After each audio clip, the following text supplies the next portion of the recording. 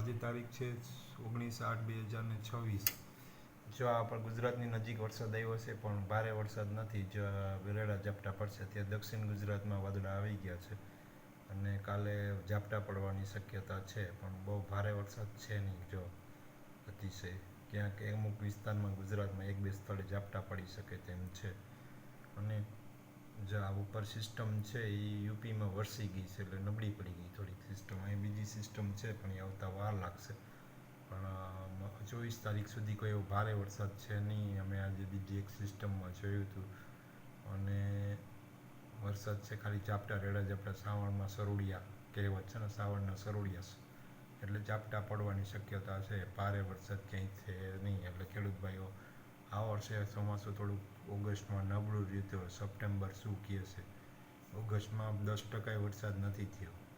જે પહેલો વરસાદ વાવણીમાં થઈ ગયો એ થઈ ગયો અને હજી કોરા ધાકોડ છે. જામનગર, દ્વારકા એ બધી વસ્તુ કોરો વિસ્તાર છે. અમારો વિડીયો ગમ્યો હોય તો લાઈક, કોમેન્ટ, શેર કરજો અને આ રીતે જ અમારી વિડીયો જોતા રહ્યો. અમારી ચેનલ છે સિરાજ જમાલ વટસરિયા, યુટ્યુબમાં જોજો. આવજો.